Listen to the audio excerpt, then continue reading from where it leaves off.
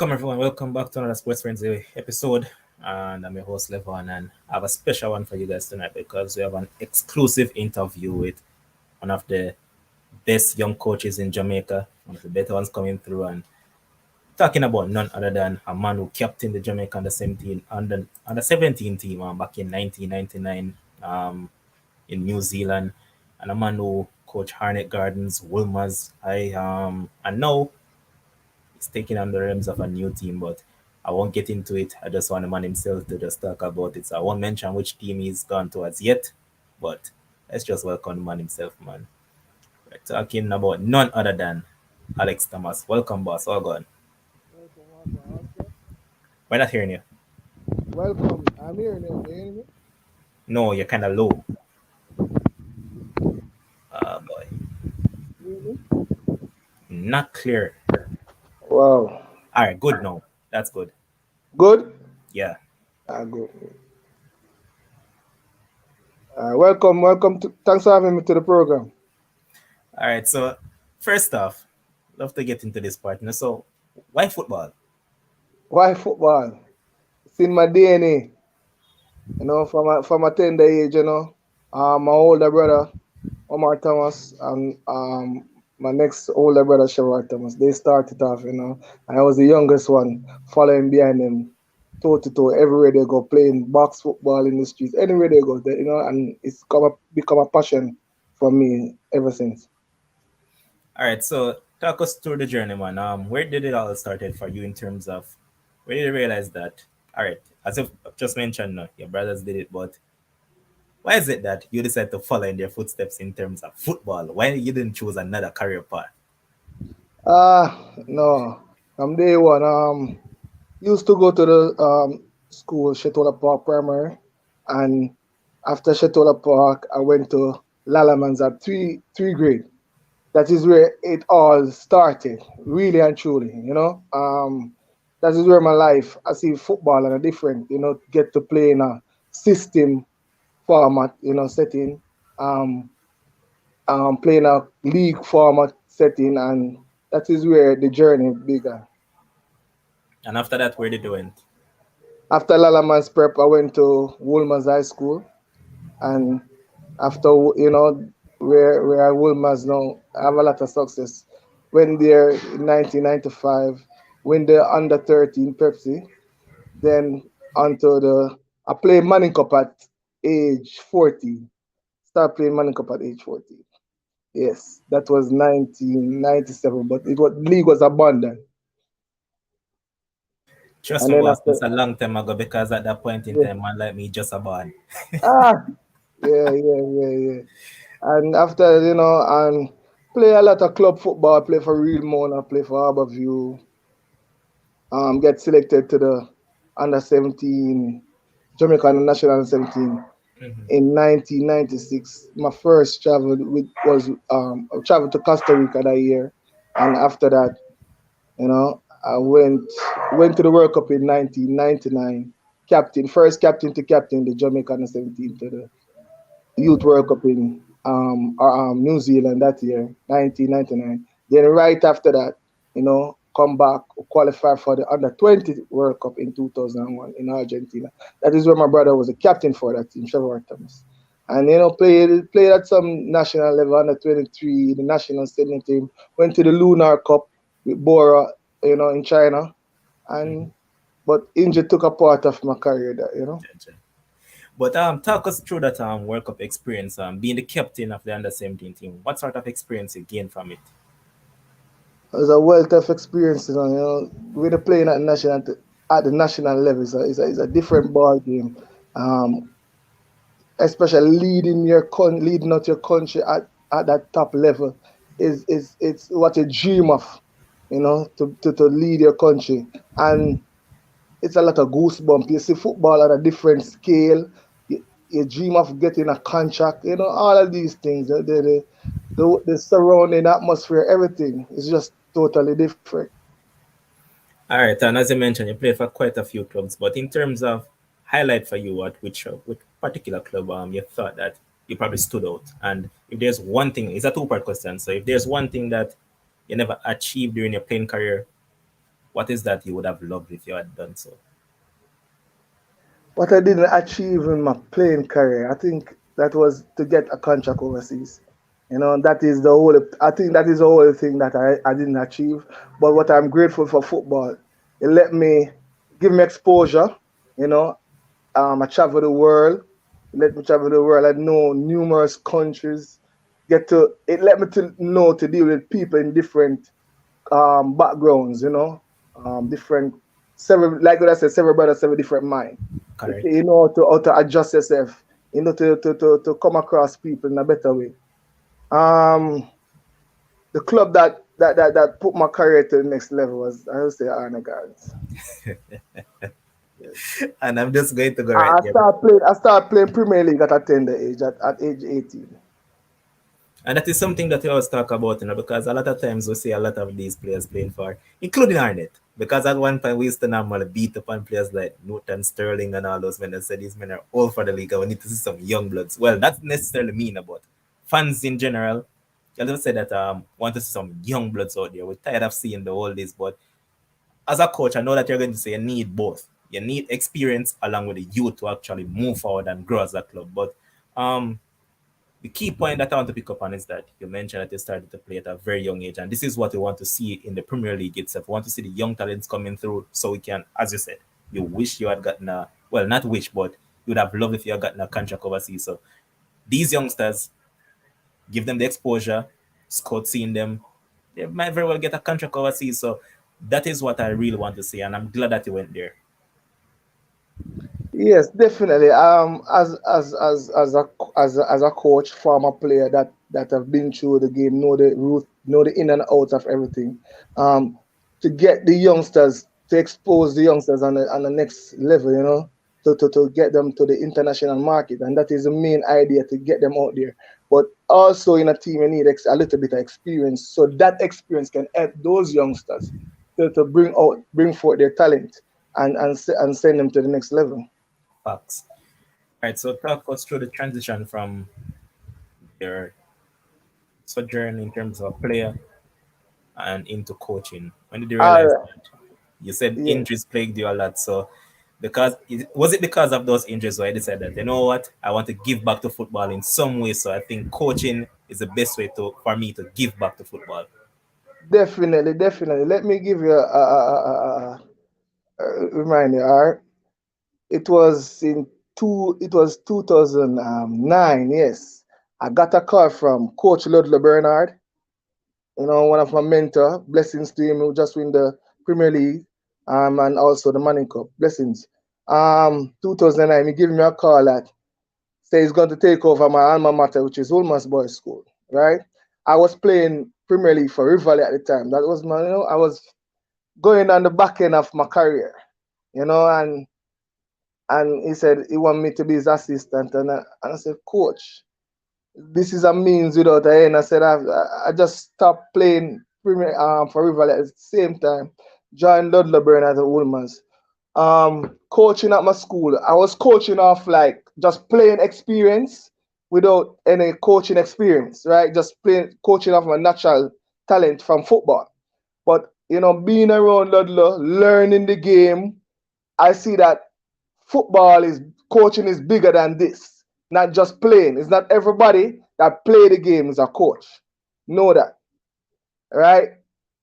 And I went to when Coach Lodeberg sent me to do my level one, Coach JFF level one, and I started to get more educated because when I went to that course, it was Coach Wendell Downswell, Coach Vin Blaine. They were the mentor at the school, and it was well done by them. And after that, I went to do my level two, and to be honest, coaching take you. It is far beyond what people think just standing on the sideline, because to be in charge of like over 30 players, different players coming to training, different backgrounds, not feeling well, you have to deal with so much on and off the field.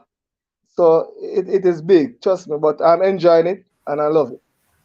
All right, I'm glad I brought that up because in terms of level of certification, at what level are you currently?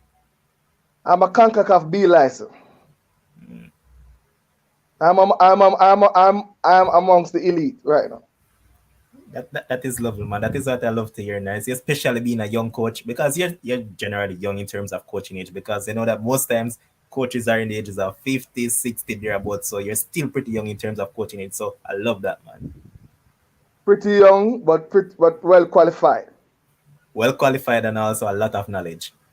That is it, man. But Definitely. what I want to ask, in terms of your playing style, what sort of coach would you describe yourself as? Um, Flair. I'm like a Pep Guardiola.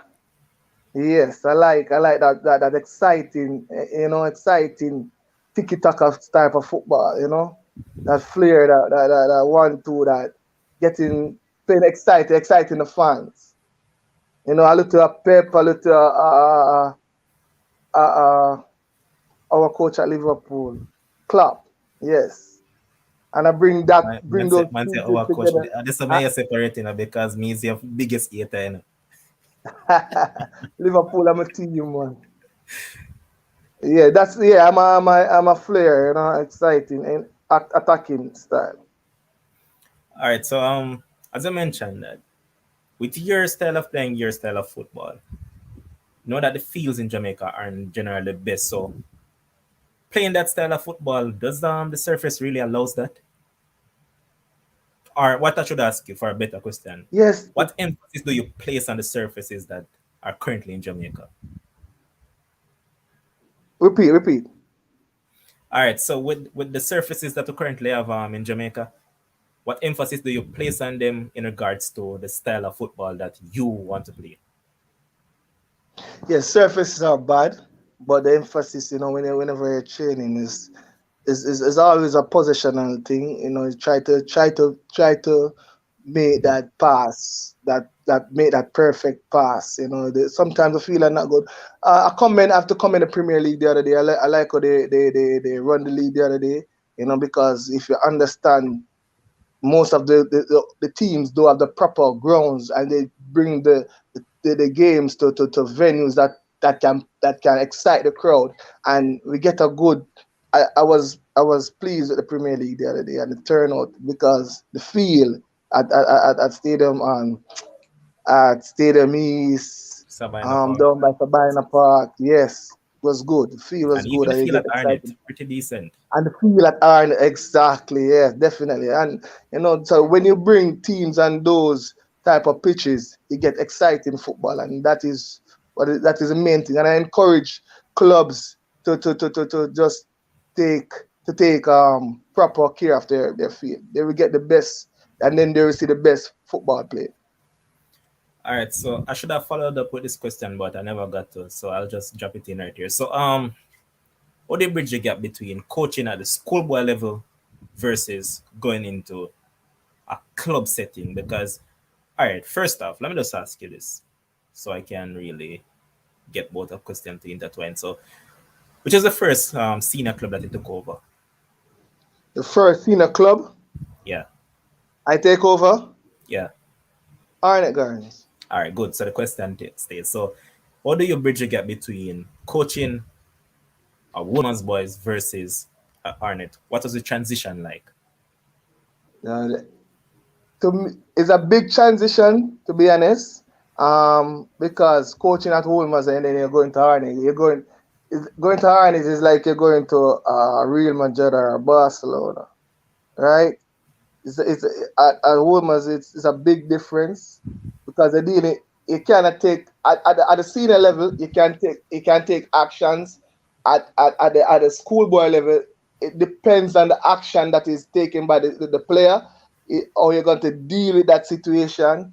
But at the next level, it's a hard and fast. Sometimes it's a hard and fast decision you have to take. Um, at Arnett, it's a tough, but the thing that didn't bother me much. I'm from the community. I know it's a tough community and stuff like that. So, and I used to play for the club, so that make it a little bit easier for me. All right, so which one do you say is harder to coach? The schoolboys or the seniors? None of them is harder to coach. Once you apply yourself and organize and set yourself and organize, you're good to go. The main thing about the coaching coaching life, once you're organized and your coaching team, your coaching team, if you notice that comprise of your coaching panel, everybody is on the same level, organized and ready to go. Everything is smooth sailing. All right, so my next question is talk us through your tenure at Arnett. You were there for what, from what, 2019, I believe? Yeah, You were there 20, through the COVID period and all those stuff, so I know that it was a rough time. So you took them over in a rough patch and you guided them to what, ninth in the table? all right. I'll, yes, that was the like 2019. I took over. It was like I took over prior 2 weeks before competition, and COVID hit in 2020 March. We were like seventh in the league, 1 point from top six, and COVID hit. The in 2021, it was a one round of competition. We finished ninth in the league, but to be honest, I have to commend myself for that. If you know, if and I like this question that you asked because I want to answer these questions a good while ago. Um, we finished ninth in the league in that one round.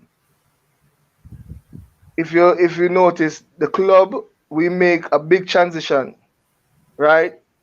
A lot. Um, Parting ways with senior personnel, good players. So the 2021 season was like more of a because there was no teams dropping out of the league, right? So we went to youth. That 2021 season, um, there were players no experience, 19-year-old players that haven't played in the Premier League have never before, and they did well for themselves. I spent 2020 summer to 2021 developing these players, in and out of camp, at working hard, training them, let them know in the game system of play, all of these things. And if you see these players play right now, this is a team that played last season at Arnett Garden, that went to the top six, that play beautiful football, and I praise this to them to see how well they come along, and it bear fruit. And I love that you answered that, because it just tied me into, what, let me not ask that one it, but this one is No one that man, I'm. start man. How happy are you for one Ronaldo Cephas to see where he's actually now at? Because he's now over there in that Macedonia in a decent league in terms of European standards, and I mean the other day he scored in a Champions League qualification, so that's a big thing for him. So how happy are you for this guy, and how talented do you think he is? Not hearing you now. If you understand, Yeah, Ronaldo Cephas, hear me? yeah, Ronaldo Cephas, his potential is above sea level. This guy is his speed. He can be one of the best on the international scene, and I'm very proud of him. Sometimes I message him, tell him to keep his head up. That little motivation message, because sometimes you need that far away from home. I would true. talk on a regular basis, and I'm very proud of to know where he's coming from to where he's at, and he has a lot more to achieve. And Kemal Malcolm has raised the bar, because when I went to Arnett in 2019, Kemal Malcolm was scoring week in, week out at age 31. And he got a contract in that off season to El Salvador, and now playing in the USL. And it's great work for him, and he's still doing well. And there's more players to come along the fold. But I'm proud of Fernando Cephas. What was it like coaching him? He's Ronaldo Cephas. Yeah, No, he's a player to come across. He work hard in training. Every player have their ups and downs, their hiccups, but you as a coach have to know how to deal with these players, and we have a good relationship. He worked tremendously hard, work like a machine. Trust me, and he got to do well on the next level. okay. Now we're just going to move over to the big thing that has been confirmed now, so we can just go ahead and jump into it. So now Sure. you take over the mantle at one Mullins United, and they did pretty decent last season, but not really good in terms of the standard that they really want to hit. And you're now going into this environment. And first off, they lost Trivante Stewart in what the January window. That was a big setback for them. And then, if that wasn't bad enough, they have lost their talismanic forward in Nicholas Nelson to Zelapu down there in Guatemala. So, first off, talk us about taking over this Moline job. One of the reason, one of the reason for me applying for the job, it remind me of when I was taking over Arnett Gardens. I'm making that transition. Youth, a lot of youth, since I've been there at Molynes, a lot of youth, a lot of talent that need to be exposed. But they just need someone to guide them on that path, to develop them. And that is my strength, to develop these young talent. And you're gonna have more Nicholas Nelsons there. Trust me. You're gonna have more Nicholas Nelson. These young players are so talented. But when you can put them in the right system for them to understand how to play this game, they're gonna be more. And for a small club like Molynes, their vision is good. I like everything, how everything operate, and it's a blessing. It's just for me right now to put my best foot forward and to work. All right, so as I mentioned, I'm one of those people that they can literally say I study football in terms of players.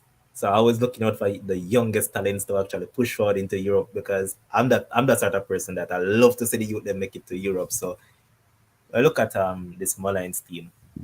Which player you could possibly say to us that this youth you guys can look out for this season? Wow. I don't want to expose that as yet. Trust me. Word, word.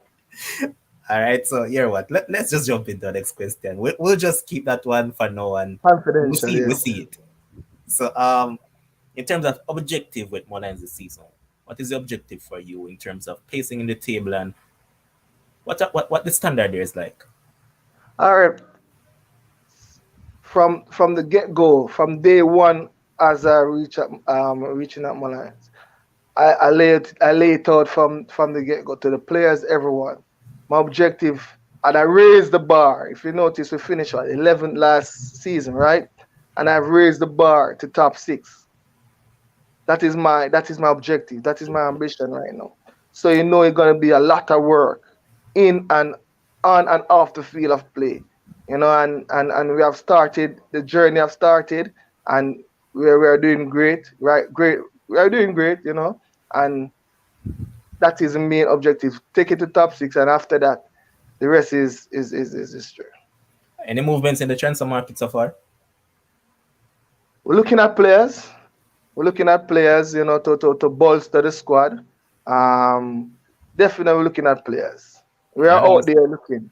and otherwise some of the departure from Nicholas Nelson. Are there any departures that you'd like to tell us about? Mm, Repeat. Otherwise, from the departure of Nicholas Nelson, has anyone else left the club as well? No, none of my knowledge. Everyone is on board, and everyone is there working to get the club to the next level. All right, and now is where we're going to get into a little bit detail about a few things in regards to the Premier League itself. But before I get there, I think I saw a question from Fabi Frano. Big up Frano as always, man. Frano is the one that makes these things happen.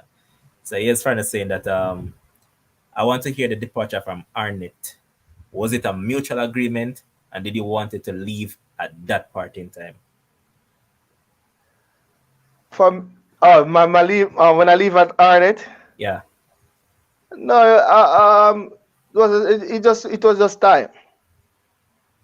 This was time for me to just leave. I resign. We're both parties. We're good. We're on good stead. No feelings. No anything. Everybody's good. All right. So in terms of the structuring of the league itself, Tell your thoughts on it because people always create noise over it, just like as we see in this season that just finished. Aberville finished sixth in the table, yet they were the eventual champions. I remember that they just made the top six based on goal difference. So when you look at that, people are complaining that it's not fair for a team to finish first and then yet a team that finished sixth. Should they separate the league in terms of a league format and then have a knockout stage as well? So you crown the champion and then you have a knockout competition by itself. I'm going to say what I always say. Focus on what you can control and don't focus on what you can't control. Our review finished sixth in the league. Kudos to them. Well done, Arborview, and winning the champion. It's not Arborview alone do that. Arnett Gardens did that. No man. I'm saying I just raised Arborville because it just happened. So I know that that's happened before. So I'm just No, pointing but them out. so that's why we have to remind them. Well. We have to remind them. We have to keep them, keep them abreast. And we have to prepare. That is how the league been playing. We have to prepare ourselves for this league. League. We have to. It's like you said. The whistle. It don't blow until the fat ladies sing. So Arborview prepare for that and find their chemistry at the right time. So if you as the coach or whosoever, you have to prepare your team the right way. And just like I mentioned that I loved what I saw last season, more exposure for the teams because I know that Sportsmax brought a lot of matches on YouTube, so fans were able to stream these matches on YouTube and see more of these players. And as I mentioned, the fields that they use were better than we have been accustomed to because a lot of these teams don't really have a good field. So it was good from that standpoint. So in terms of organization, is there any possible thing that you could say? You could probably improve here because we all know that we need fan support, and we know that the money is not so bossy right now in terms of the prizes and stuff like that because clubs generally spends way more than what they get back from the PLC and all these stuff. So, is there anything that you could say that you could probably improve on? The whole thing just to bring to get more of corporate Jamaica out there and to sponsor these clubs. And if you can see that the sponsoring of the league is good, if you can get more sponsors in the league, it will be great. Facts. So now, on a different standpoint, I'm just going to step forward to the Jamaica football now because it's a big fiasco right now. Right now, nobody knows who is really the coach of the senior team. This minute there is this man, next minute there is the next man. So, you have any thoughts on that? No thoughts on that. I think Jeff, the Jamaica Football Federation just have to get themselves organized and get it sorted out. I don't think they're trying to do that to the best of their ability. I don't want to know what's going on. It's my country I love. It's my country that I support. It's a country that I used to play for. But they have to just sort out and get things organized. And we will be back again that 1998 campaign. I was just about to mention that because in '97 you were the under 17 captain, and then after the following year Jamaica qualified for World Cup, and since then it has just been misses after misses. And I thought that this campaign would have been that campaign that would have qualified because the mixture of players that we had, they were quality, and it was just a case of some say coach, some say disorganization, and all of those stuff. So it was rather disappointing from a Jamaican standpoint. When you looked at the team that they had assembled, you thought it was good enough to actually qualify for this World Cup. Yes, it was a good squad, to be honest, but I don't know what went wrong. It can be a lot of things that went wrong, both coaches, management, um, players. So you see that pyramid that I'm talking about. But my time playing, the blueprint that Rene Simons leave, that was great. That was, trust me, like from the under 17 up to the national team. And if you notice, they qualified like three teams in that year. And Simons will have the under 17 playing week in. We play today, practice game. We fly to that country tomorrow. We fly to that country tomorrow, and you get so much exposure. Same for the under 20. So when we reach at the qualification level, we're accustomed to everything. All right, and I always ask this question to any former player, former coach that comes on this show. So My question to you: is it an ambition of yours to probably take over the Jamaican national team at any point in time? Whenever you do this sport, you have to have big ambition, big dream. True. And as a player, you dream to play for your country and to get contract and play overseas. If you don't have those ambition, you're in the wrong sport. And as a coach, if you're not dreaming about play coaching a national team or coaching a club overseas, you're in the wrong sport. You have to dream big. When you dream big, things will happen. And I want to follow my brother footstep. If you see he win the Premier League both two times, went to leave and went to Turks and Caicos. I know he's coaching in the USL, and the dream is bigger. It's bigger Love, than this, and love that. that's where my dream is, and even bigger than that, far bigger than that. You have Love to it. have big ambitions, yeah. Love it. Because I was just about to follow it up with that question, but you already answered it, so it don't make that sense. So, all right, here what? The league as it is right now, because as I told you, I'm big on players, man. I love to see players thrive, and we have seen, as I mentioned, Nicholas Nelson, Ronaldo Cephas, and I think my boy from Mount Pleasant, man, Daniel Daniel Green. Green Yeah, and and because and and and, and, and by grade from yeah, Don't Be Don Holy. Deolin. Yeah. I love to see these moves, and it's something that I always talk about now because I'm a Mount Pleasant man now because Senton come Oh. from, so I have to support my team, man. So once I come from Senton, I forget my support. But we look at all these teams right now, and there are quite a few talents out there that I myself like. For instance, at Cavaliers, I like Dwayne Atkinson. At Aberview, I love Trayvon Reed. And there's other players. As I mentioned, Cephas was my player at Arnett. Loved him and all of that. But when you look at the league right now and players that are there now, give me 5 players that I really believe that can make the step up this season and get a move overseas. I'm going to say I don't want to name any five. There's a lot of talent in the league. I'm All right, telling all you. right. One, Just be short. especially since I don't want to pick out any player. But being at Molynes, I've seen so many talents, so many, and it's just for these players to get the exposure and can build their brand. And I always tell players is you is a brand, you have to build your brand. That meaning build your name in this league, and then once you build your name, oh God, the rest is history. Facts. I say you don't want to get entangled in but I love when we shoot from the hip, because we I love we know, love I to get, know, get but the names out no, there. no names as it. But this You will this is definitely in a next interview, you will definitely get some names. say no more because remember, you have some secret weapons there that we Yes, I'm watching definitely, too. definitely, So definitely. we'll talk about them, man. But Yeah. this is a question that I don't want it to go around. I ask everybody that they come wants to come on here, and I want you to answer it. I don't want to go on this one. So World Cup is coming up to the back end of this year. Going to this World Cup, who is the favorite? Who you think will win it? One team different from my country, and one team me carry since me a youth in Argentina. Still, you still have memories of 2014, Yeah, man, mash me up, man, but go down with them, Argentina. Love them. and I mean, if you look at the team that they have now, way superior squad versus what they had in 2014. All right, waste.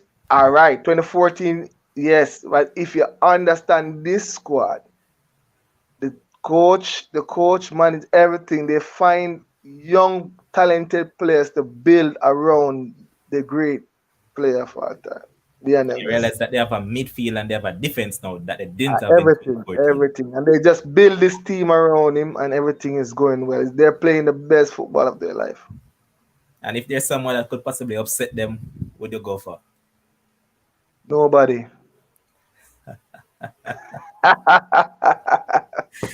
But as I mentioned to you, I love that you have the 2014 memories still in your head because that is my side, and we're just quietly creeping up in. I don't want anybody to start tag you as my favorite. We'll just take your time and climb up Yeah. the ladder. One German man, but Oh, anything, German. Good, anything that good, good team. yeah man. When I talk about coaching, as I mentioned, in terms of your style of football, this is what I get from them. Free Yeah, flow man. Yeah, attacking man. football, Free tiki flow, taka and yeah. all those stuff. I love those stuff, man. But any final thoughts from you on anything at all in regards to football that you want to mention? Um, my final for players and for myself, just have good work ethics. You know, determination, work hard, stay focused. You know, don't get distracted, and you and one of the main thing, no ego, no ego. Trust me. And this in this sport, most coaches and there's a lot of ego there, but no ego and you'll achieve. It was a pleasure having your boss, and I mean, I know quite a few people on Facebook that are huge fan of your coaching, like a whole lot of them, and I mean, most of them are Arnett fans still, but Okay. they are big on the coaching, man. But it was a pleasure having you here, man, and I hope that it's not your first and your last, and I wish you all the best during your sojourn at Mullins United, and I hope that I see you guys in top six, and also the youths getting the highlight. Frano, I say I have one more question. Shoot it quick, man, before we close it, man. I am also. All right, so here is the question. Said that will you take Steve Clark knowing he leaves Arnett? No, here, repeat. He's saying that will you take Steve Clark knowing he leaves Arnett? Frano. Yeah, put me on the spot, Frano. You can't do that, man. What do Friend of the you man no one give out in targets them. I want to you remember the can't clubs are see working. how the Frano. But Steve, I didn't know that Steve Clark leave Arnett. Well, friend of just break it. It's news. Okay, news. Okay, all right. So me know say I look out the corner still, so what if you say we don't know? I'm a coach. I'm very confidential. Yeah. Yeah, man, I understand, man. But again, boss, we appreciate it, man. I wish you all the best in your coaching tenure at Molynes, as I said. And right now, I just hope that you come top six, probably top two as a matter of fact, not even top two. I hope that you win it as a matter of fact. Because right now, any card can play based on how the league is currently constructed. So hope that you guys can go on and possibly win the tournament itself. And let's move on. Just like don't be all in. A lot of people never had them making it as far as they did. Look what they have done. So they raise the standards and show that hey, no matter how small people think you are, you still can make it. So I hope that you guys can possibly win it. And if there's one thing that I like to see, I don't like to see teams keep on winning over and over and over. And I love when the miniature team then just come up and just kick one for them foot. So hope that you can do that, man, and eventually get that move overseas because that is what I want to see for you. So I want to see you move overseas and coach in some of the bigger leagues. So thanks again, boss. I appreciate it, and hopefully you'll return again. Thank you very much. And to be honest, I'm going to put my best foot forward at Molynes, and we will raise the banner, and I'm bringing forward the Molynes crest, the Molynes family together, and everybody will be happy. All right, boss. Respect. Blessings. All right, everyone. That was it, man. Exclusive interview with man himself, Alex Thomas, coach of Mullins United. And big up to all you, the viewers, man. Never shout you out at the beginning, but big up to all of you. And also big up to all everyone that has tuned in. Big up to our sponsors as well. Let's Care Medical and Let's Care Optical. Visit them at their 3 branches in Mandeville, Santa Cruz, and Montego Bay. So, guys, until we see again, you know the routine already. I'm just going to leave you guys by playing the ad from our sponsor.